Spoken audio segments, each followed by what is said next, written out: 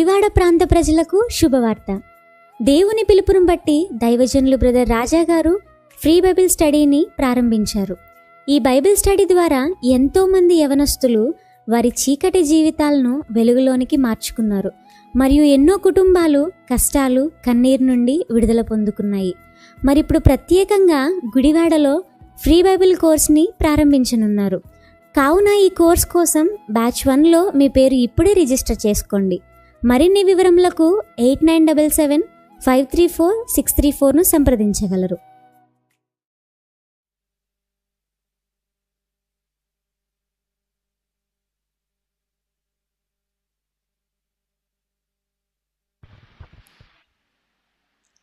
అందరికీ ప్రభువైన క్రీస్తు పేరిట వందనాలండి. వందనాలు సిస్టర్. వందనాలండి. మరి ప్రతి ఒక్కరు కూడా తలలు వంచుకున్నట్లయితే మనం ప్రార్థన చేసుకుందాము. ప్రార్థన. పరలోకమందున్నటువంటి మా కన్న తండ్రి, దయగలిగిన దేవ, ప్రేమ గల తండ్రి, పరిశుద్ధుడా, మీకే వేలాది వందనాలు, కోట్ల కొలది స్తుతులు చెల్లించుకుంటున్నాం తండ్రి. మరి ఉదయకాల సమయంలో తండ్రి మా అందరినీ కూడా ఒక దగ్గర చేర్చి వాక్యం వినుటకు ఇచ్చినటువంటి సమయాన్ని బట్టి నీకే కృతజ్ఞతలు చెల్లించుకుంటున్నాం తండ్రి. మరి బైబిల్ స్టడీకి అటెండ్ అయినటువంటి ప్రతి బ్రదర్ని, ప్రతి సిస్టర్ని కూడా పేరు పేరున జ్ఞాపకం చేసుకోండి దేవా. మరి ఏవైతే అవసరతలు ఉన్నాయో మాకైతే తెలియదు, కానీ సమస్తం ఎరిగినటువంటి దేవునిగా నీ చిత్తానుసారంగా వాటన్నిటిని కూడా తీర్చమని కోరుకుంటున్నాం తండ్రి. మరి ఈరోజు జరగబోయే ఈ బైబిల్ స్టడీ అంతట్లో కూడా నీవే తోడుగా ఉండి అధ్యక్షత వహించి ముందుకు నడిపిస్తామని కోరుకుంటూ యేసుక్రీస్తు అతి పరిశుద్ధమైన నామంలో ఈ యొక్క ప్రార్థనను అడిగి వేడుకుంటున్నాను మా ప్రియ పరలోకపు తండ్రి. ఆమెన్. ఆమెన్. ఆమేన్. మంచిదండి. మరి ప్రేరేపించబడినటువంటి వాళ్ళు ఒక సాంగ్ పాడి దేవుణ్ణి మహిమపరచవలసిందిగా కోరుకుంటున్నాము.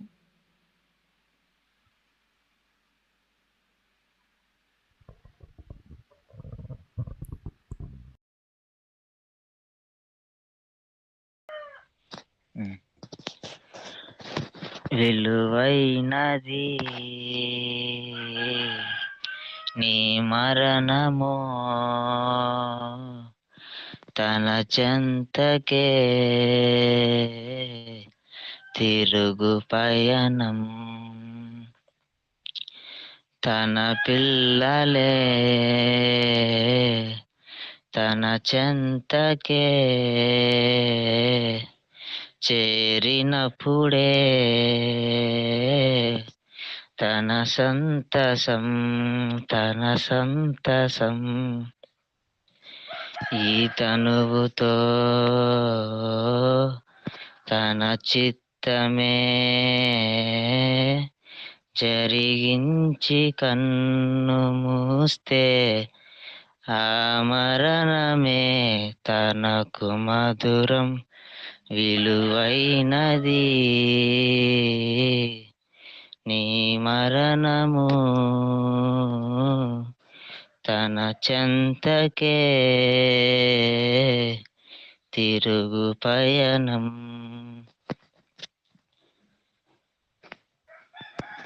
తను కన్న పిల్లలంతా బ్రతకాలి భూమి పైన, మలినాలనేవి లేకుండా. దూరంగా పిల్లలుంటే తను మరచిపోతుంటే, ఉండలేడు బాధపడకుండా. మన మీదనే ధ్యాస చూడాలని ఆశ కలిగున్న కన్న తండ్రి, పిలువంగా నిన్ను కోరి ఆ పిలుపు స్వీకరించి వెళ్ళిపోవాలి. విలువైనది నీ మరణము, తన చెంతకే తిరుగు పయనం.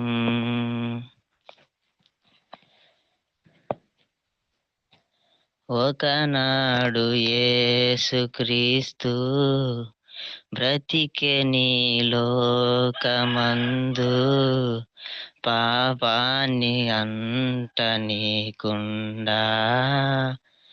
తండ్రి కోరుకున్న పనిని జరిగించి భూమి పైన మరణించినాడు ఇష్టంగా.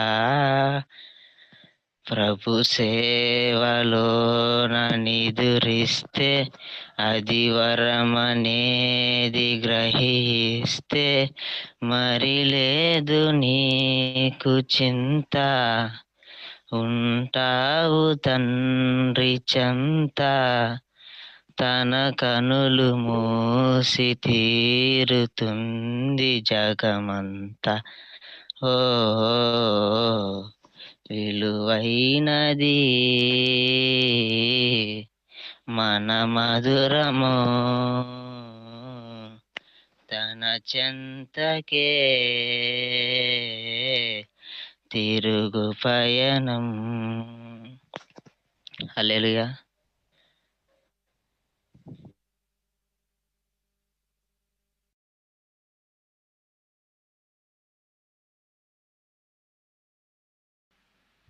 దేవునికి స్తోత్రం. మరి చక్కటి సాంగ్ ద్వారా దేవుని మహిమపరిచిన విధానాన్ని బట్టి బ్రదర్కి వందనాలు చెల్లించుకుంటున్నాము. మరి ప్రతి ఒక్కరం కూడా కలిసి ఇంకొక సాంగ్ పాడుకుందామండి.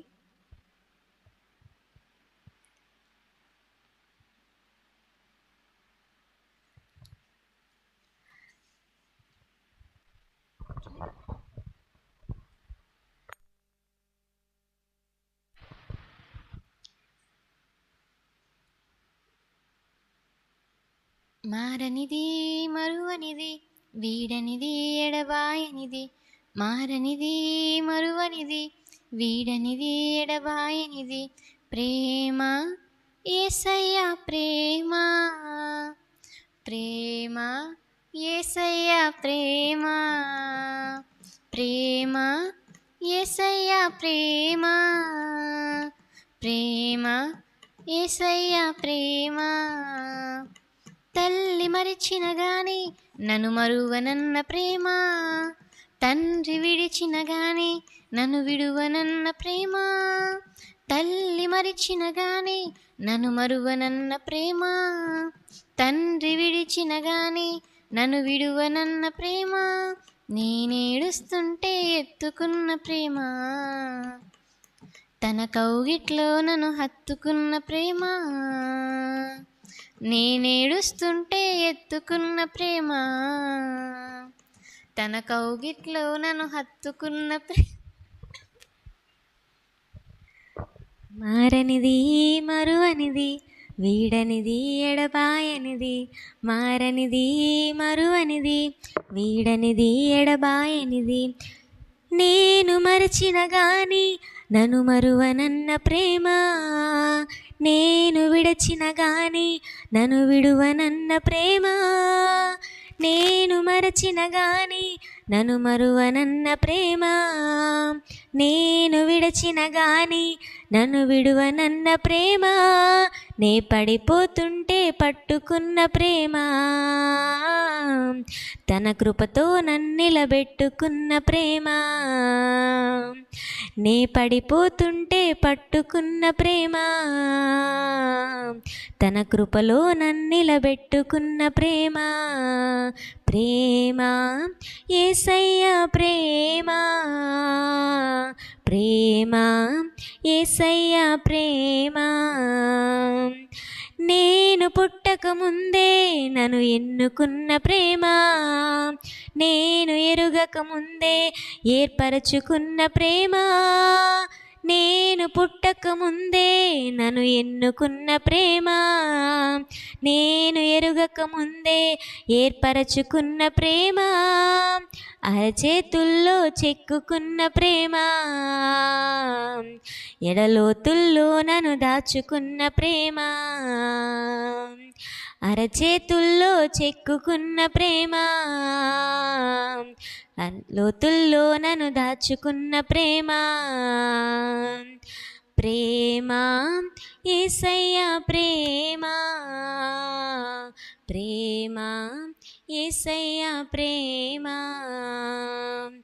మారనిది మరువనిది వీడనిది ఎడబాయనిది, మారనిది మరువనిది వీడనిది ఎడబాయనిది. హల్లెలూయా. దేవునికి స్తోత్రం.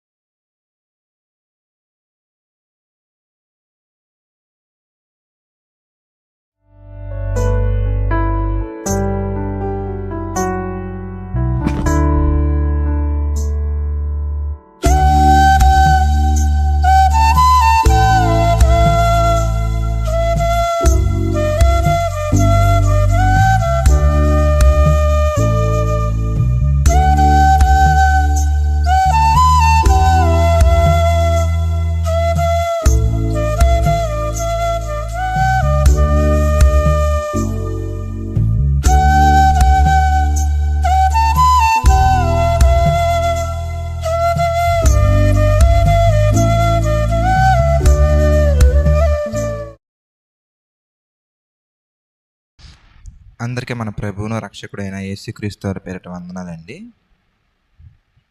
వందనాలు ప్రభు. ప్రార్థన చేసుకొని ఈ సెషన్ని మనం కంటిన్యూ చేద్దాం. ప్రార్థన. ప్రతి ఒక్కరు కూడా ప్రార్థనలో ఏకీభవించండి.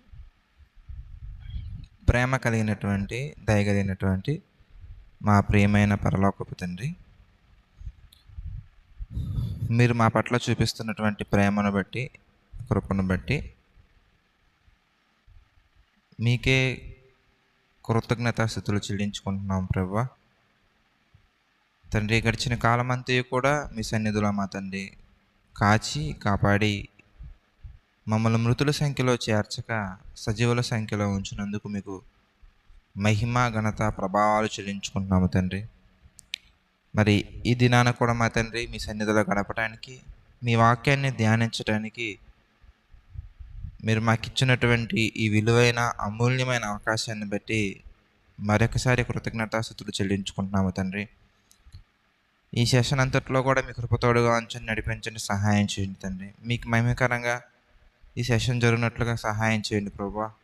తండ్రి, ఎటువంటి అపవాద ఆటంకాలు కలగకుండా మీ కృపలో నడిపించండి, సహాయం చేయండి ప్రభువా. సమస్త మహిమ ఘనత ప్రభావాలు మీకే చెల్లించుకుంటూ మీ చిత్త ప్రకారంగానే మా అందరి జీవితాలు జరిగించమని సహాయం చేయమని మా ప్రభువును రక్షకుడైన యేసుక్రీస్తు అతి పరిశుద్ధ నామముని ప్రార్థన అడిగి వేడుకొనుచున్నాము తండ్రి. ఆమెన్. అందరికీ వందనాలండి. మంచిది. ప్రియమైనటువంటి దేవుని వర్లరా, మనం ముందుగానే అనౌన్స్మెంట్ చేసుకున్నట్టుగానే ఈరోజు బైబిల్ ఎలా చదవాలి అనే విషయం గురించి మనం ఆలోచిద్దాం. అయితే బైబిల్ గురించి స్మాల్ పాయింట్ మీకు తెలిసిందే.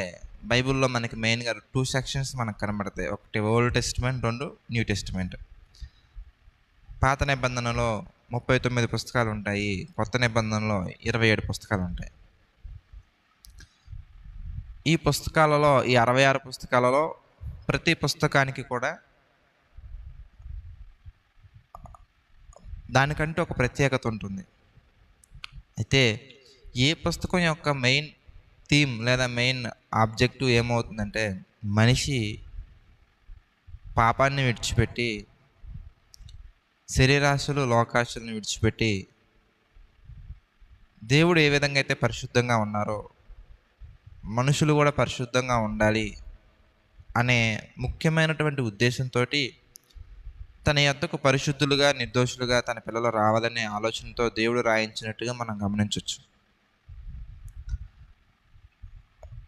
కానీ ఈ పుస్తకాలని అర్థం చేసుకునే విషయంలో మన ఆలోచన, మన వైఖరి ఎలా ఉంటుందంటే, మనం పరిశుద్ధత పొందుకోవాలి అనే ఆలోచన కంటే కూడా ఈ భూమి మీద ఏదో సాధించాలి, ఈ భూమి మీద మనం ఏదో కూడగట్టుకోవాలి, ఈ భూమి మీద మనం ఇంకేదో మనం కొత్తదేదో మనం సాధించాలి అని లోకం వైపు చూస్తూ దేవుని వైపు చూడకుండా మన యొక్క ప్రవర్తన అనేది ఉంటుంది. అందులో భాగంగానే వాక్యాన్ని కూడా మనం ఉపయోగించుకుంటున్నాం. కానీ అది మంచి పద్ధతి కాదు. మనకు తెలుసు ఈ భూమి మీద కొన్ని సబ్జెక్ట్స్ ఉంటాయి. Maths, science, social, English, Hindi, Telugu, అంటే సబ్జెక్ట్స్ కొన్ని ఉంటాయి. లాంగ్వేజెస్ కొన్ని ఉంటాయి. మ్యాథ్స్, సైన్స్, ఫిజిక్స్, సోషల్ ఇలా ఉంటాయి. వీటిల్లో ఇవన్నీ కూడా మనిషి కనిపెట్టినటువంటి సబ్జెక్ట్సే. అయితే వీటిని చదవటానికి కూడా మనిషి ఒక మెథడ్ కనిపెట్టాడు. సైన్స్ చదవాలనుకోండి, డయాగ్రమెటికల్గా మనం చదవాలి, దాన్ని పిక్చోరియల్గా మనం చదవాలి, లేదంటే సైన్స్ మనకు అర్థం కాదు. మ్యాథ్స్ చేయాలనుకోండి, మ్యాథ్స్ బాగా మనకు రావాలంటే మ్యాథమెటికల్ ఈక్వేషన్స్ పాయింట్ ఆఫ్ వ్యూలో మనం వెళ్ళాలి. లాంగ్వేజ్ మనకు రావాలంటే ప్రాక్టీస్ మనకు ఎక్కువ ఉండాలి. స్పీకింగ్ అవ్వచ్చు, రైటింగ్ అవ్వచ్చు, క్వశ్చనింగ్ అవ్వచ్చు. ఇలా మనిషి కనిపెట్టినటువంటి ప్రతి సబ్జెక్టు కూడా బాగా రావాలి అంటే వాళ్ళ ఒక మెథడ్ని వాళ్ళు ఇంట్రడ్యూస్ చేశారు. మరి నిన్న మనం చక్కగా నేర్చుకున్నాం, తెలుసుకున్నాం, ధ్యానించుకున్నాము. బైబిల్ అనేది మనుషులు రాసింది కాదు.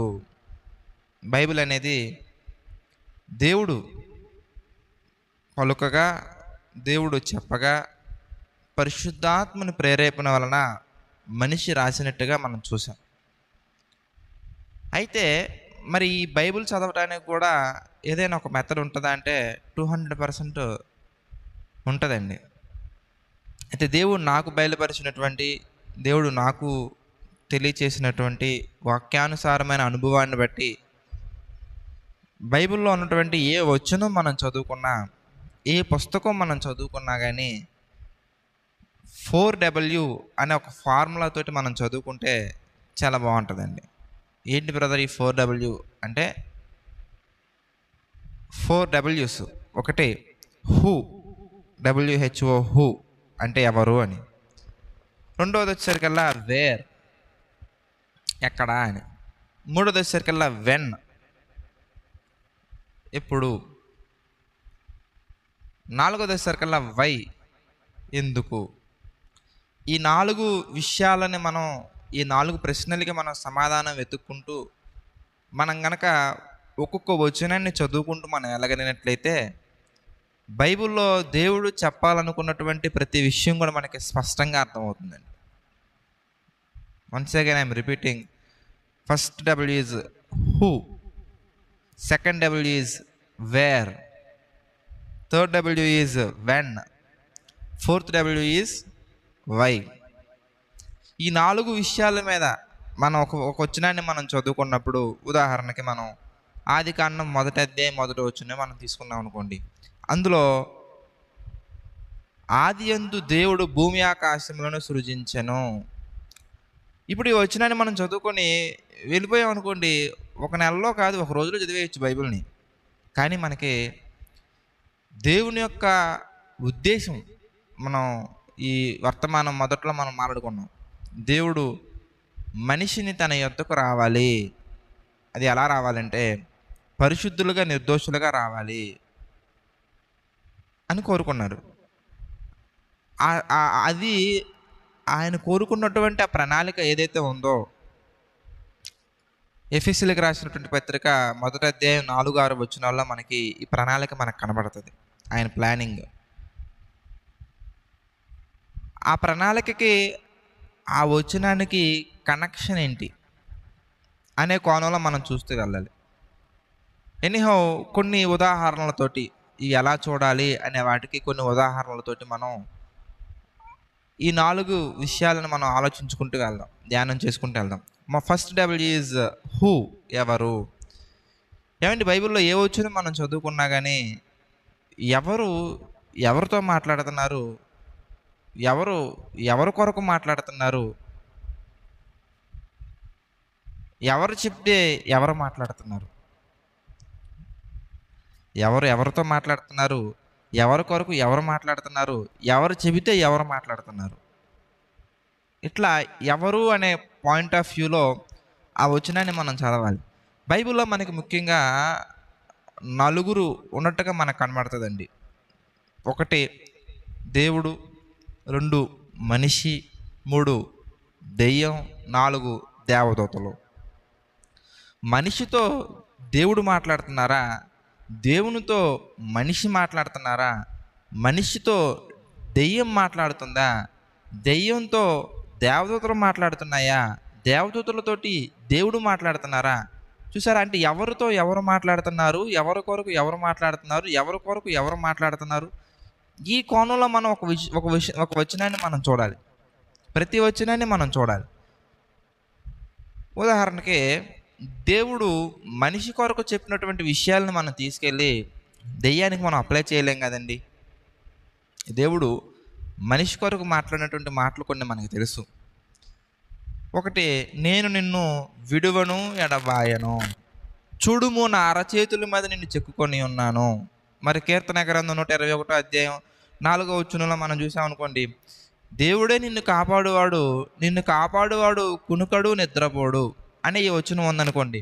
ఇప్పుడు ఈ వచనాన్ని మనం ఎవరి కొరకు చెప్తున్నారు? దేవుడు మనిషి కొరకు చెప్తున్నాడు. ఇప్పుడు ఈ వచనాన్ని మనం తీసుకెళ్ళి దెయ్యానికి మనం అప్లై చేయొచ్చు అంటారా? చేయకూడదు కదండి.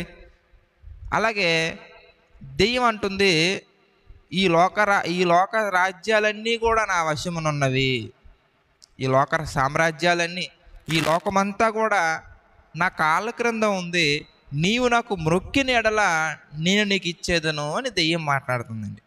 ఇప్పుడు ఈ వచనాన్ని మనం తీసుకెళ్ళి, ఓహో దేవుడు ఆయన కాళ్ళకు మొక్కితే ఈ లోకమంతా ఇస్తానంటున్నాడని చెప్పేసి ఆ మాట, దెయ్యం పలికినటువంటి ఆ మాటని దేవుడు పలికినట్టుగా మనం ఇమాజినేషన్ చేసుకొని మనం చదవటం భావ్యం అంటారా? కాదండి. కాబట్టి ఏ వచనాన్ని మనం చదువుకుంటున్నా కానీ ఎవరు మాట్లాడుతున్నారు, ఎవరి కొరకు మాట్లాడుతున్నారు, ఎవరితో మాట్లాడుతున్నారు, ఎవరు చెబితే మాట్లాడుతున్నారు, ఈ కోణంలో మనం మొట్టమొదటిగా ప్రతి వచనాన్ని మనం చదువుకుంటూ వెళ్ళాలి. అంటే ఒక వచనం చదువుకున్న వెంటనే మనం అక్కడ చదవవలసినటువంటి విధానం మనం చూస్తున్నాం. ఒక వచనం మనం చదువుకున్న వెంటనే హౌ అనే కోణంలో మనం చూస్తున్నాం. ఫస్ట్ ఇది ఎవరు అనేది మనం చూడాలి. ఇక రెండోది వచ్చేసరికల్లా వేర్. అంటే ప్రియులారా, బైబిల్లో ఏ వచనాన్ని మీరు తీసుకున్నా కూడా ఆ వచనానికి కనెక్టివిటీ అనేది వేరే పుస్తకాల్లో మనకు కనబడుతుందండి. ఇప్పుడు మనం ఏదైనా ఒక అంశం గురించి మనం మాట్లాడుకుంటున్నాం అనుకోండి. ఉదాహరణకి మనం పాపం చేయకుండా ఎలా ఉండాలి, లేదా పాపాన్ని మనం జయించాలంటే ఏం చేయాలి అనగానే మనకి కీర్తన గ్రంథంలో 119వ అధ్యాయంలో ప్రియులారా 11వ వచనం మనం చూసామనుకోండి. కీర్తన గ్రంథం 119వ అధ్యాయం 11వ వచనం మనం చూద్దాం. నీ ఎదుట నేను పాపము చేయకుండానట్లు నా హృదయంలో నీ వాక్యమును ఉంచుకొని ఉన్నాను. చూసారా? ఇది కూడా ఎవరు మాట్లాడుతున్నారు? మనకి ఇది మనం చూస్తే ఒక వ్యక్తి కీర్తనాకారుడు మాట్లాడుతున్నాడు. ఇప్పుడు ఈ కీర్తనాకారుడు అంటే ఒక మనిషి మాట్లాడుతున్నటువంటి ఈ వచనాన్ని మనం తీసుకెళ్ళి దెయ్యం ప్రేయర్ చేస్తుందని మనం కనెక్ట్ చేయొచ్చు అంటారా? దెయ్యం ఇగో నీ ఎదుట నేను పాపము చేయకూడనట్లు నా హృదయంలో నీ వాక్యాన్ని ఉంచుకున్నానని చెప్పేసి దెయ్యం దేవుడితో మాట్లాడుతుందని మనం ఇమాజినేషన్ చేసుకుని మనం చదువుకున్నాం అనుకోండి, వాక్యం అపార్థంగా మారిపోతుంది. అలాగే దేవుడు మనిషి దగ్గర ఎలా మాట్లాడుతున్నాడని మనం ఇమాజినేషన్ చేసుకుంటే ఎలా ఉంటుందండి కదా? కాబట్టి ఒక మనిషి దేవునితో మాట్లాడుతున్నారు. ఏమని మాట్లాడుతున్నారు ఇంతకీ అంటే, నీ ఎదుట నేను పాపము చేయకుండానట్లు నా హృదయంలో నీ వాక్యమును ఉంచుకొని ఉన్నాను. ఇక్కడ ఉన్నటువంటి ఈ వచనాన్ని బట్టి మనకి ఏమర్థం అవుతుందంటే, మనం పాపంలో పడిపోకుండా ఉండాలి అంటే, పాపం చేయకుండా ఉండాలంటే మన హృదయంలో వాక్యమును ఉంచుకోవాలి. వెరీ గుడ్ అండి. ఇప్పుడు ఈ ఒక్క మాటను మనం పట్టుకొని ఓకే మనం బైబిల్ చదువుకుంటూ వెళ్ళిపోతే చాలు, పాపం చేయమన్నమాట. బైబిల్ చదువుకుంటే మనం ఇక పాపం చేయం, వాక్యం కావాలని మనం 24 గంటలు మనం బైబిల్ చదువుకున్నంత మాత్రాన పాపం చేయకుండా ఉంటామా అంటే అలాగని కాదండి. ఆదికాండంలోనే 4వ అధ్యాయం 7వ వచనం మనం చూస్తే, ఆదికాండం 4వ అధ్యాయం 7వ వచనం మనం చూస్తే, నీవు సత్క్రియ చేసిన ఎడల తలెత్తుకొనవా, సత్క్రియ చేయని ఎడల నీ వాకిట పాపము పొంచియుండును. అంటే సత్క్రియలు అంటే వాక్యానికి సంబంధించినటువంటి క్రియలు కనుక మనం ఒకవేళ చేయకపోతే మన హృదయపు వాకిటి దగ్గర ఏముంటుందయ్యా అంటే పాపం ఉంటుంది. చూసారా? అంటే వాక్యాన్ని హృదయంలో ఉంచుకున్నంత మాత్రాన మనం పాపం చేయమని కాదండి. అంతే కదండి. ఇప్పుడు 2 విషయాలు కూడా పాపం చేయకుండా ఉండాలంటే ఏం చేయాలో నేర్పిస్తున్నాయి మనకి. ఏంటిది? ఒకటి, బైబిల్ మనం బాగా నేర్చుకోవాలి, హృదయంలో బైబిల్ను ఉంచుకోవాలి. రెండవది, సత్క్రియలు మనం చేయాలి. వాక్యానికి సంబంధించినటువంటి క్రియలు మనం చేయకుండా వాక్యం మనం ఎంత ధ్యానం చేసినా కూడా ఉపయోగమే లేదు. ఈ 2 చేస్తే మనం పాపాన్ని జయించగలమా, పాపం మనం చేయకుండా ఉండగలమా అంటే అలాగనేం కాదండి. మళ్ళీ ఇంకొక చోట మనకి ఏం కనబడుతుందంటే ప్రియులారా, మత్తయి సువార్త 26వ అధ్యాయం 41వ వచనం మనం చూడగలిగినట్లయితే, మత్తయి సువార్త 26:41 వచనం మనం చూడగలిగినట్లయితే, మీరు శోధనలో ప్రవేశింపకుండునట్లు మెలకువగా ఉండి ప్రార్థన చేయండి. అంటే శోధనల్లో మనం పడిపోకుండా ఉండాలంటే మళ్ళీ మనకు కావాల్సింది ప్రార్థనా శక్తి మనకు కావాలి, ప్రార్థన అనుభవం మనకు కావాలి. చూసారా? పాపం చేయకుండా ఎలా ఉండాలనే ఒక విషయానికి సంబంధించినటువంటి కన్క్లూజన్ మనకు రాకూడదు. మనం చదువుకున్నటువంటి వచనానికి కనెక్ట్ అయ్యే వచనాలు, కనెక్ట్ అయ్యే రెఫరెన్సెస్ మనకి వేరే చోట కూడా ఉంటాయి. మనం అవన్నీ కనెక్ట్ చేసుకొని, అవన్నీ చదువుకొని, అవన్నీ ఒక దగ్గర రాసుకున్న తర్వాత వాటన్నిటిలో నుంచి ఒక కన్క్లూజన్కి మనకు రావాలి. పోనీ ఈ 3 విషయాలు మనం పర్ఫెక్ట్గా ఉంటే సరిపోతుందంటారా? కాదండి. యోహాను గారు రాసిన మొదటి పత్రికలో మనం చూడొచ్చు, 5వ అధ్యాయంలో మనం చూడొచ్చు, లోకాన్ని జయించాలంటే విశ్వాసం కావాలి. లోకాన్ని మనం జయించాలంటే మనకేం కావాలి? విశ్వాసం కావాలి. అంటే విశ్వాసం ఉండాలి, ప్రార్థన ఉండాలి, సత్క్రియలు ఉండాలి, హృదయంలో వాక్యం ఉండాలి. ఈ 4 వచనాల్ని మనం కనెక్ట్ చేసుకొని చెప్పొచ్చు అంటే అది కూడా కాదండి. ఇలా ఒక విషయాన్ని మనం చదువుకుంటున్నప్పుడు వేర్ అంటే ఆ వచనానికి సంబంధించినటువంటి, ఆ విషయానికి సంబంధించినటువంటి కనెక్టెడ్ రెఫరెన్సెస్, కనెక్టెడ్ వచనాలు ఇంకెక్కడున్నాయా అని కూడా మనం ధ్యానం చేయాలి. అలా ధ్యానించకుండా ఒక పుస్తకంలో ఒక రెఫరెన్స్ మనం చదువుకొని అక్కడే కన్క్లూజన్ మనం చేసామంటే కనుక అగైన్ మళ్ళీ మనం బైబిల్లో తప్పులుగా మనం ప్రవర్తించే అవకాశాలు ఎక్కువ ఉన్నాయి, తప్పుగా అర్థం చేసుకునే అవకాశాలు ఎక్కువ ఉన్నాయి. ఓకే, ఇంటర్నెట్లో కొన్ని వెబ్సైట్స్లో కానీ కొన్ని ఛానల్స్లో కానీ బైబిల్లో ఇదిగో ఇక్కడ తప్పు ఉంది, అక్కడ తప్పు ఉంది, ఇదిగో తప్పు ఉంది అని చెప్పేసి ఎక్కువగా మనకి కనబడుతూ ఉంటాయండి. వాటి అర్థం ఏంటంటే వాళ్ళు బైబిల్ చదువుతున్నారు కానీ ఇలా అర్థం చేసుకుంటూ చదవకపోవటం వలనే అపార్థంగా మారిపోతుంది వాళ్ళకి. అర్థం చేసుకున్న వాళ్ళకి బైబిల్ అనంతమైన జ్ఞానాన్ని ఇస్తుందండి, అర్థం చేసుకున్న వాళ్ళకి అనర్థాలనే సృష్టిస్తుందండి. బైబిల్ చదువుకొని అనర్థాలు పాలయ్యే వాళ్ళు ఉంటారు, అర్థం చేసుకొని అంతు చిక్కని జ్ఞానాన్ని పొందుకొని ఆశీర్వాదాలు పొందుకునే వాళ్ళు కూడా ఉంటారండి. కాబట్టి మనం సెకండ్ W కూడా మనం చూసాం. ఇంకా థర్డ్ W వచ్చేసరికల్లా వెన్. అంటే ప్రియులారా, ఇది ఎప్పుడు గురించి మాట్లాడుతున్నారు ఆయన? మనం ఒక వచనాన్ని చదువుకున్న వెంటనే ఎప్పటికి సంబంధించింది అనేది కూడా మనం క్లియర్గా మనం చూడాలి. ఎందుకంటే బైబిల్ ముఖ్యంగా టైంని బేస్ చేసుకుని ఉన్నట్టుగా మనం చూస్తాం. అంటే పాత నిబంధన కాలమా, కొత్త నిబంధన కాలమా, ఈ రెండింటికంటే కూడా ముఖ్యంగా ఇంకొకటి మనం చూడొచ్చండి. బైబిల్లో జరిగిపోయినటువంటి సందర్భాలు ఉంటాయి, జరగవలసినటువంటి సందర్భాలు ఉంటాయి, జరుగుతున్నటువంటి సందర్భాలు కూడా ఉంటాయి. మళ్ళీ చెప్తున్నా, బైబిల్లో జరిగిపోయినటువంటి సందర్భాలు ఉంటాయి, జరుగుతున్నటువంటి సందర్భాలు ఉంటాయి, జరగబోయే సందర్భాలు కూడా ఉంటాయి. మనం జరిగిపోయినటువంటి సందర్భాలు అంటే పాస్ట్ టెన్స్, గతంలో జరిగిపోయిన వాటిని మనం తీసుకొని ఇప్పుడు జరగాలని వాటి కొరకు మనం ప్రార్థన చేయటం సరైనటువంటి పద్ధతి కాదు. జరుగుతున్నటువంటి వాటిని మనం చూస్తూ జరిగిపోయినాయని మనం ఊహించుకోవడం కూడా సరైనటువంటి పద్ధతి కూడా కాదు. జరగబోయే వాటిని మనం చూసి జరిగిపోయిందని భావించడం కూడా మంచి పద్ధతి కాదు. ఇప్పుడు యెషయా గ్రంథం 7వ అధ్యాయం 14వ వచనం మనం చూసామనుకోండి. యెషయా గ్రంథము 7వ అధ్యాయం 14వ వచనం మనం చూస్తే, కన్యక గర్భవతి అయి కుమారుని కనును. ఏమండి? కన్యక గర్భవతి అయి కుమారుని కనును, ఆ కుమారునికి ఇమ్మానుయేలుని పేరు పెట్టుదురు కనును. ఇట్లాగా మనకి ఫ్యూచర్లో జరగబోయే విషయాన్ని యెషయా గ్రంథం 7వ అధ్యాయం 14వ వచనంలో ప్రస్తావించడం జరిగింది. మరి ఆ సందర్భం జరిగిపోయిందా? జరిగిపోయిందండి.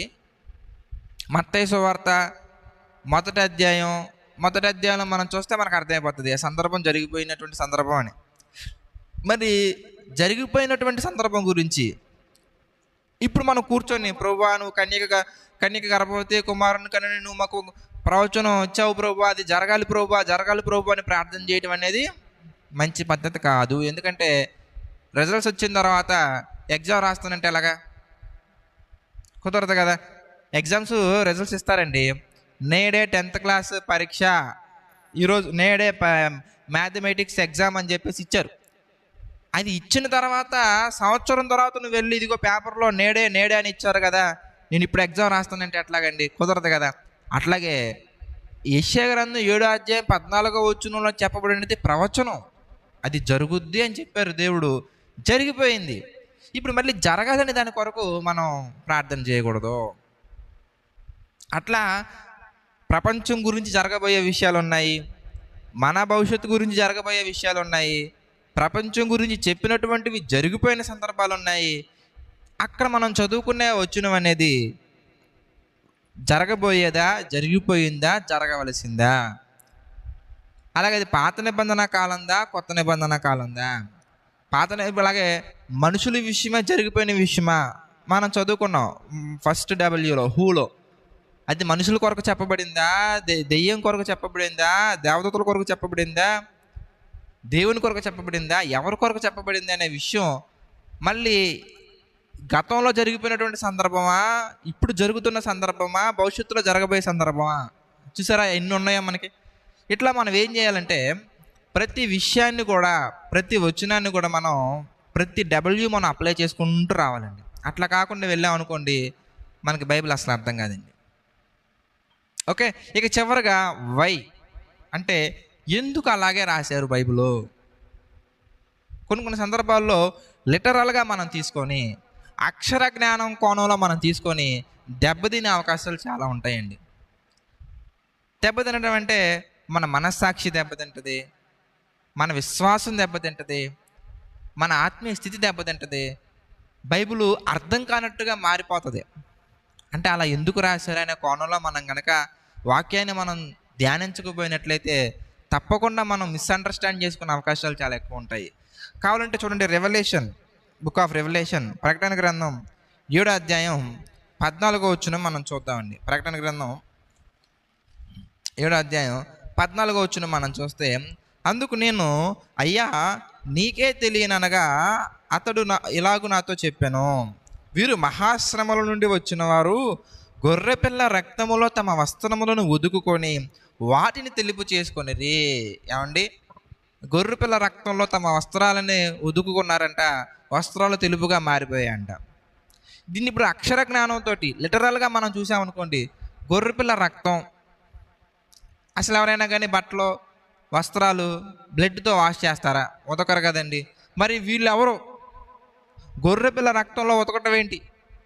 రెండోది, మరి బ్లడ్ ఏ కలర్లో ఉంటుంది? రెడ్ కలర్లో ఉంటుంది. మరి రెడ్ కలర్లో ఉతికినటువంటి బట్టలు అనేవి వైట్ కలర్లోకి ఎలాగొస్తాయి? ఇలా మనం మిడిమిడి జ్ఞానంతో అక్కడ ఉన్నటువంటి వచ్చినాలని యాజ్ ఇట్ ఈజ్గా మనం తీసుకొని చదువుకుంటే ప్రియులారా మనకు అర్థం కాదు. దాని యొక్క భావం ఏంటి, అలా దేవుడు ఎందుకు రాయించారు, అలా రాయించడం వెనక ఉద్దేశాలు ఏంటి అని ప్రతి ఒక్కటి కూడా మనం చూసుకుంటూ వెళ్ళాలి. పరలోక రాజ్యాన్ని ఒక చోట పులుసుని పిండితో పోలుస్తారండి, మరొక చోట పరిసెలు సద్దుకాయలను పులుసుని పిండి గురించి జాగ్రత్త అని చెప్తారండి.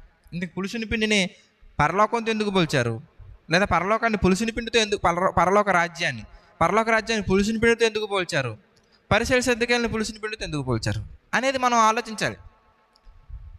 మనం ఇంకా పులుసుని పిండి అని చెప్పిన ప్రతి చోట కూడా మనం పరలోక రాజ్యం అని పెట్టుకున్నా, లేదంటే పరిసెలు సద్దుకాయలు పెట్టుకున్నా ఏమైపోతుంది, అక్కడ దేవుడు చెప్పాలనుకున్నటువంటి భావం అనేది దెబ్బతింటుంది.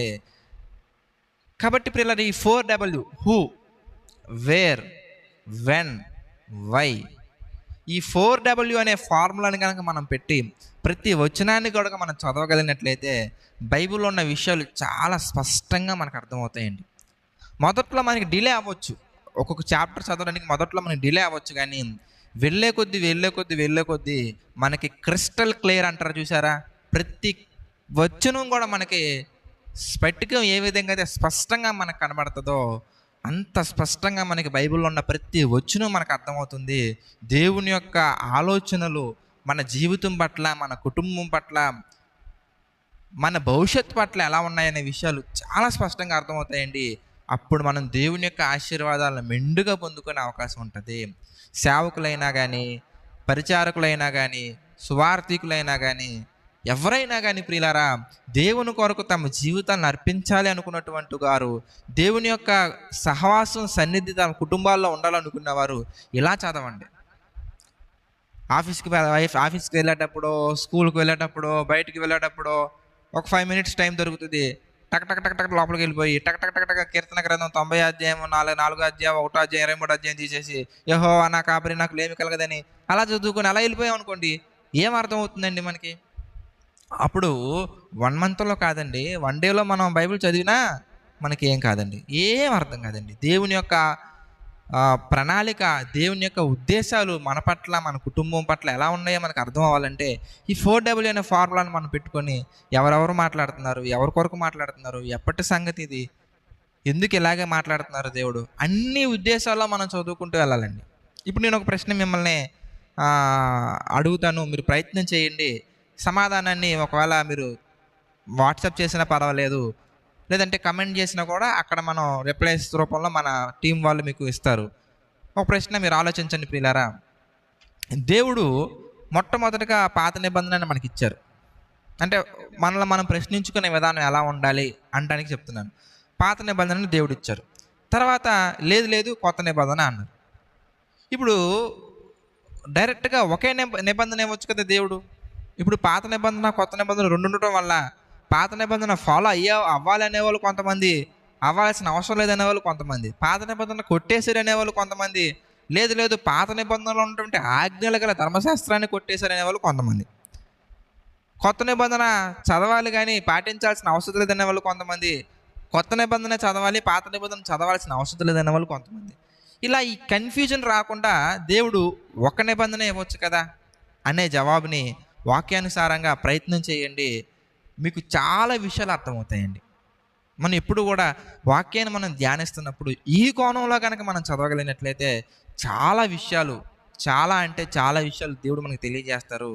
సో వాటిని తెలుసుకున్నంత మాత్రాన మనం పరలోకం వెళ్తామని కాదులే, కానీ తెలుసుకున్న ప్రతి విషయాన్ని కూడా మనం ప్రార్థనాపూర్వకంగా మన ప్రవర్తనలో చూపించాలి. మన జీవితమే వాక్యానుసారంగా మారిపోవాలి, మనలో విశ్వాసం ఉండాలి. అల్టిమేట్గా మన హృదయంలో ఉన్నటువంటి పాపానికి సంబంధించినటువంటి వేర్లు మనం తీసివేయగలిగితేనే, పాపాన్ని మనం జయించగలిగితేనే మనం పరలోకాన్ని చేరుకోగలం.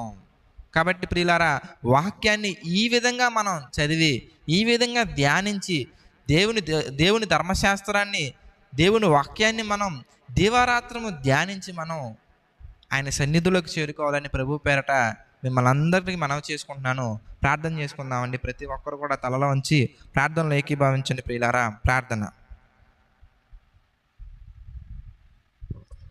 దయగలిగినటువంటి ప్రేమ కలిగినటువంటి మా ప్రియమైన పరలోకపు తండ్రి, మీకు కృతజ్ఞతలు, పాదాభివందనాలు తండ్రి.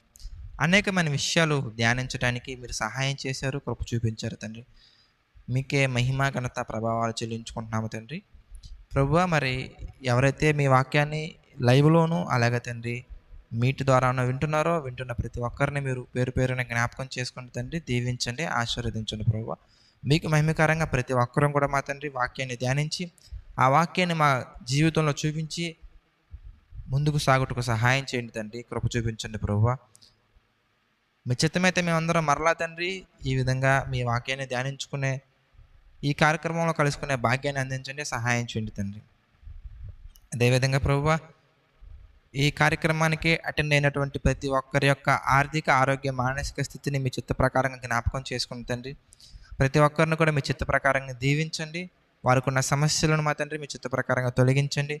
మీ చిత్తమైతే తండ్రి వారు అనేకమైన శ్రమల్లో నుంచి మా తండ్రి ఎదురించే శక్తిని పొందుకొని ఆ శ్రమలను మా తండ్రి జయించి ఓర్పు కలిగి బ్రతికి తండ్రి మీకు మహిమకరంగా వారి కుటుంబాలు దీవించబడినట్లుగా సహాయం చేయండి తండ్రి.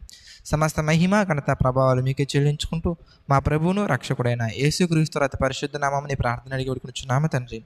ఆమెన్. అందరికీ వందనాలండి. God bless you all. వందనాలండి. ఆమేన్. అందరికి వందనాలండి.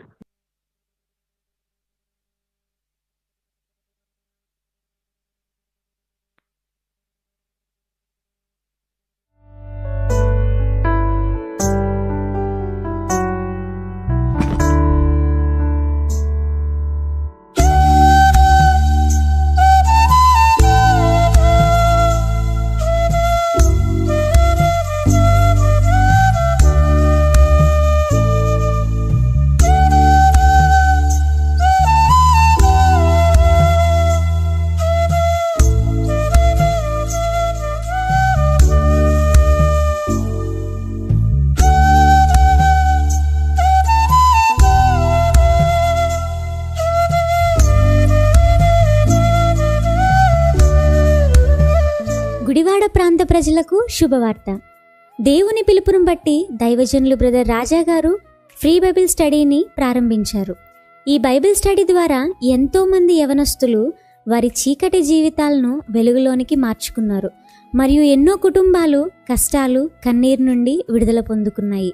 మరి ఇప్పుడు ప్రత్యేకంగా గుడివాడలో ఫ్రీ బైబిల్ కోర్స్ని ప్రారంభించనున్నారు. కావున ఈ కోర్స్ కోసం బ్యాచ్ 1లో మీ పేరు ఇప్పుడే రిజిస్టర్ చేసుకోండి. మరిన్ని వివరములకు 8977 534 634ను సంప్రదించగలరు.